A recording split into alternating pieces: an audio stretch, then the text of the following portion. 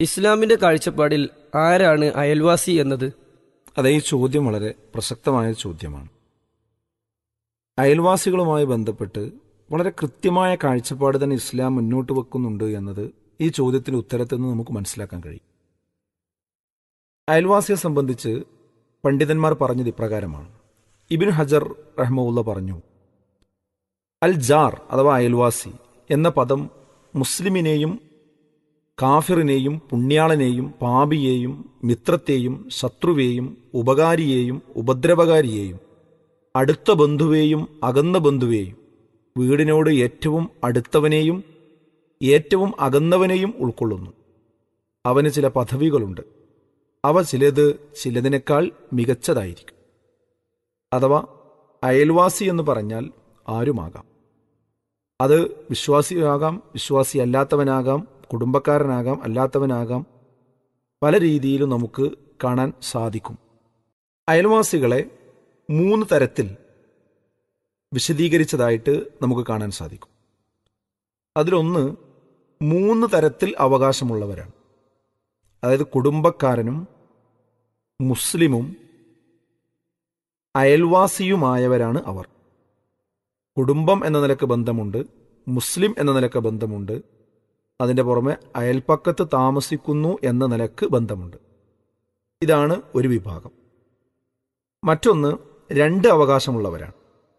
മുസ്ലിമുമാണ് അയൽവാസിയുമാണ്. ആ നിലക്ക് അവകാശമുള്ള അയൽവാസികളുണ്ടാവും. മൂന്നാമത്തത് ഒരവകാശമുള്ളവരാണ്. അയൽവാസി മാത്രമായവരാണ് അവർ. ഈ വിഭാഗങ്ങളെക്കുറിച്ചാണ് സൂറത്ത് നിസായിൽ നമ്മൾ നേരത്തെ ആ ചോദ്യത്തിന് ഉത്തരം പറഞ്ഞപ്പോൾ പറഞ്ഞ ആയത്തിൽ പറഞ്ഞ ഭാഗം ഇവിടെയാണ് നമ്മൾ ചേർത്ത് വായിക്കേണ്ടത്. അപ്പോൾ ഒരു മുസ്ലിമിനെ സംബന്ധിച്ചിടത്തോളം ഒരു അയൽവാസിയെ പരിഗണിച്ചാൽ അത് ഈ 3 അവകാശമുള്ളവനാണ് പരിഗണിച്ചതെങ്കിൽ ആ നിലക്ക് തന്നെ പ്രതിഫലാർഹമാണ്. അതല്ല 2ാമത്തെ തരമാണെങ്കിൽ അങ്ങനെ, അതല്ലെങ്കിൽ 3ാമത്തെ തരമാണെങ്കിൽ അങ്ങനെ. ഏത് നിലക്കാണെങ്കിലും അയൽവാസികൾ എന്ന് പറയുന്നത് ഈ രൂപങ്ങളിലൊക്കെ ഉണ്ട്. വിശ്വാസത്തിലും കർമ്മത്തിലും ശ്രദ്ധിക്കുന്നവർ പോലും അയൽവാസികൾക്ക് ദ്രോഹം ചെയ്യുന്നതായി ഇന്ന് കണ്ടുവരുന്നു. വിശ്വാസവും അയൽപ്പക്ക ദ്രോഹവും എങ്ങനെയാണ് ഒരുമിച്ച് കൊണ്ടുപോകാൻ കഴിയുക? അതൊരിക്കലും ഒരുമിച്ച് പോവുകയില്ല. അത് പല ആളുകൾക്കും അറിയാത്തത് കൊണ്ടാണ്. കാരണം അയൽപ്പക്ക ബന്ധത്തിൻ്റെ പവിത്രത എത്രത്തോളം ഉണ്ട് എന്നത് മനസ്സിലാകാത്തത് കൊണ്ടാണ് പല ആളുകളും നമസ്കരിക്കും, നോമ്പ് നോൽക്കും, അതുപോലെയുള്ള ഇബാദത്തുകളും വിശ്വാസപരമായ കാര്യങ്ങളും ഒക്കെ നിർവഹിക്കും. പക്ഷേ അയാൾ പള്ളിയിലേക്ക് പോകുന്നതും വരുന്നതുമൊക്കെ ഒരുപക്ഷെ അയൽവാസിയുടെ മുന്നിലൂടെയായിരിക്കും.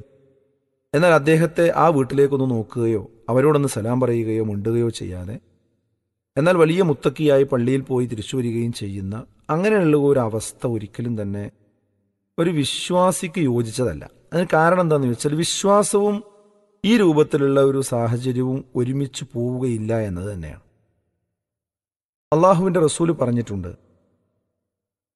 വല്ലാഹി ലാ യുഅ്മിനു സലാസൻ. 3 പ്രാവശ്യം അള്ളാഹുവിൻ്റെ റസൂല് പറഞ്ഞു വിശ്വാസിയാവുകയേയില്ല. അള്ളാഹുവാണേ സത്യം, വിശ്വാസിയാവുകയേയില്ല എന്ന് 3 പ്രാവശ്യം പറഞ്ഞു. അപ്പോൾ ചോദിക്കപ്പെട്ടു, മൻ യാ റസൂലല്ലാ, ആരാണ് പ്രവാചകരെ അവര്? കാല, അപ്പോൾ അവിടുന്ന് പറഞ്ഞു, അല്ലദീ ലാ യഅ്മനു ജാറുഹു ബവാഇഖഹു. ആരുടെ ദ്രോഹത്തിൽ നിന്നാണോ തൻ്റെ അയൽവാസി സുരക്ഷിതനാകാത്തത് അവൻ തന്നെയാണ്. അതായത് അയൽവാസി സുരക്ഷിതനായിട്ടില്ലെങ്കിൽ, നമ്മുടെ ദ്രോഹം കൊണ്ട് അയൽവാസി ബുദ്ധിമുട്ടുന്നുവെങ്കിൽ അവനെ വിശ്വാസിയായി പരിഗണിക്കാൻ കഴിയില്ല എന്ന് തന്നെ കൃത്യമായി അള്ളാഹുവിൻ്റെ റസൂല് പഠിപ്പിക്കുകയാണ്. മറ്റൊരിക്കൽ പറഞ്ഞു, മൻ കാന യുഅ്മിനു ബില്ലാഹി വൽ യൗമിൽ ആഖിർ ഫലാ യുഅ്ദി ജാറഹു.